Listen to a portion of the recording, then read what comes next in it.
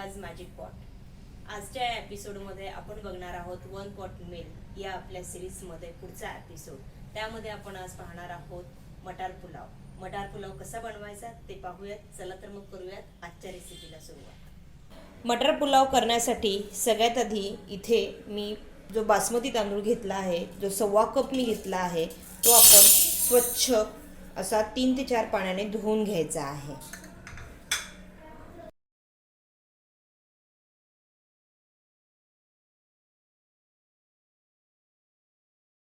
हे तांदूळ आपण धुवून घेतलेले आहेत। आता त्यामध्ये आपण साधारणतः 2 ग्लास पाणी टाकायचं आहे।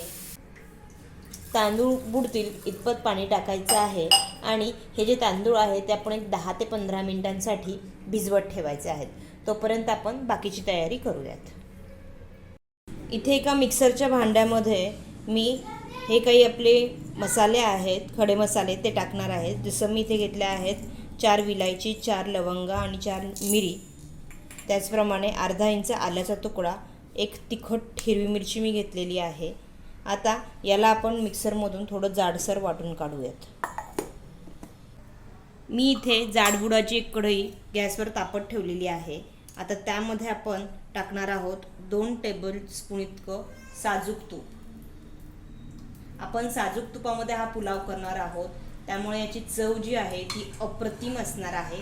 तुम्ही देखील नक्की साजूक तूप वापरा, पण अगदीच खात नसेल तर रिफाईंड तेलाचा देखील वापर करू शकता। हे तूप तापलं की आपण त्यामध्ये टाकायचं आहे अर्धा चमचा जिरं,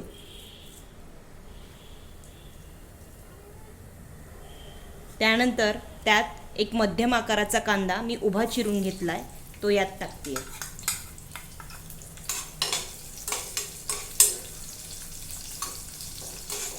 कांदा जो आहे तो आपण थोडा परतून घ्यायचा आहे। एक लक्षात घ्या, कांदा जो आहे तो खूप जास्त नाही परतायचा आहे, ट्रान्सलुसंट होईपर्यंत आपण तो सॉटे करून घेऊयात, म्हणजे अगदी मिनिटभर आपण तो परतायचा आहे।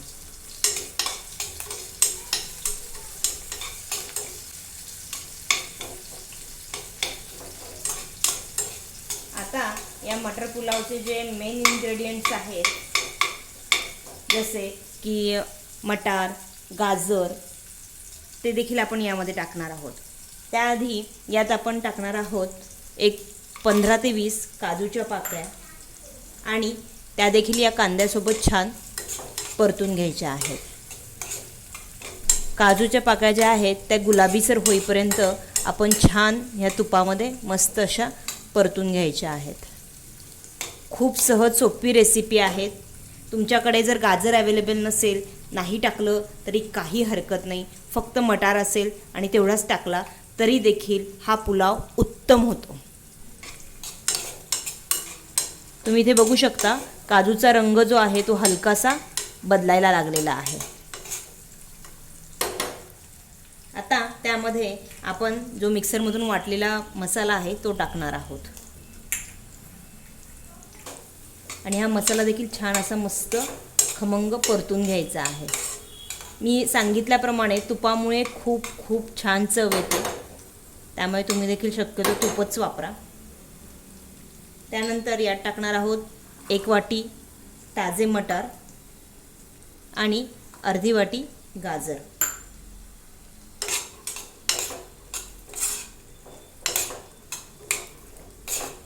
आता या ज्या भाज्या आहेत त्या थोड्याशा आपण वाफवून घेऊयात, म्हणजे आपला भात जो आहे तो शिजायला जास्त वेळ जाणार नाही भाज्यांमुळे। अगदी 5 मिनिटांसाठी आपण झाकण ठेवूयात आणि भाज्या ज्या आहेत त्या छान वाफवून घेऊयात मंद आचेवरती। एक 5 मिनिट झालेले आहेत, भाज्यांना छान वाफ आलेली आहे। वा, तुपामध्ये परतल्यामुळे इतका सुरेख सुगंध येतोय खरंच। आता यामध्ये आपण टाकूयात थोडंसं मीठ आणि पुन्हा एकदा छान मिक्स करून घेऊयात। आता यामध्ये आपण टाकणार आहोत 1 टेबलस्पून इतके बेदाणे। ऑप्शनल आहे, नाही टाकलं तरी काहीही हरकत नाही। भाज्या छान परतून झालेल्या आहेत। यात आपण टाकणार आहोत अर्धा चमचा धना पावडर, आणि आपण तांदूळ जे धुवून ठेवले होते बाजूला, ते मी एका चाळणीमध्ये नितरण्यासाठी ठेवले होते. त्यातलं सगळं पाणी काढलेलं आहे.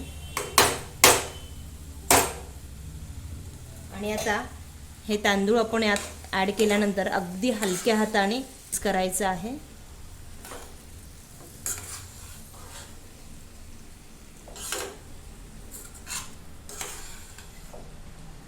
अशा प्रकारे. आणि आता यात आपण टाकायचं आहे पाणी. पण 1.25 वाटी तांदूळ घेतला होता, तर त्याच्यात डबल 2.5 वाटी इतकं आपण पाणी टाकायचं आहे. हे 2 वाटी इतकं पाणी माझं टाकून झालेलं आहे. अजून अर्धी वाटी मी पाणी यात टाकणार आहे.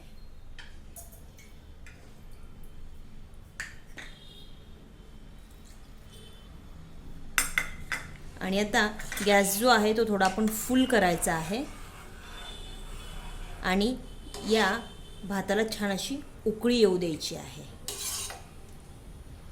पाहिलंत ना किती झटपट आणि कमी साहित्यात बनतो हा पुलाव.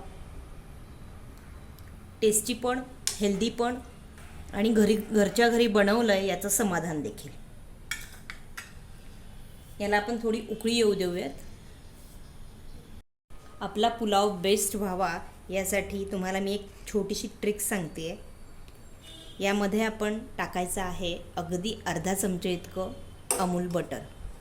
यामुळे पुलावला काय वेगळी चव येते हे तुम्हीच नक्की एकदा ट्राय करून मला सांगा. नक्की थोडंसं हे अमूल बटर आपण मिक्स करायचं आहे आणि पुन्हा एकदा थोडं ढवळून घ्यायचं आहे. छान उकळी येऊ देऊयात त्याला. तुम्ही इथे पाहू शकता छान उकळी आलेली आहे याला.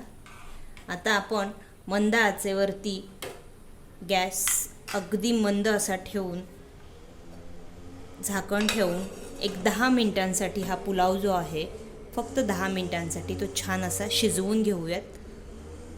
तोपर्यंत थोडीशी वाट पाहूयात. 10 मिनिटं झालेली आहेत. आपण पाहूयात छान वाफ आलेली आहे. आता भात देखील आपला मस्त अगदी छान मोकळा मोकळा शिजलेला आहे. बघू शकता. छान. आता आपण हा सर्व करून घेऊयात आपल्या सर्विंग बाउलमध्ये. पाहत राहा मोनिकाज मॅजिक पॉट. पुन्हा एकदा भेटूयात अशाच एका छान रेसिपीसही. Till then bye bye and enjoy.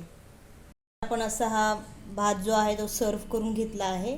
त्यावर थोडीशी कोथिंबीर टाकूयात आणि सोबतीला छान लिंबाची फोड. अशा प्रकारे मस्त आपला हा मटार पुलाव रेडी झालेला आहे. तुम्ही देखील नक्की ट्राय करा आणि मला सांगा तुम्हाला कसा वाटला ते. पाहत राहा मोनिकाज मॅजिक पॉट. पुन्हा एकदा भेटूयात अशाच एका छान रेसिपीसहित. Till then bye bye and enjoy.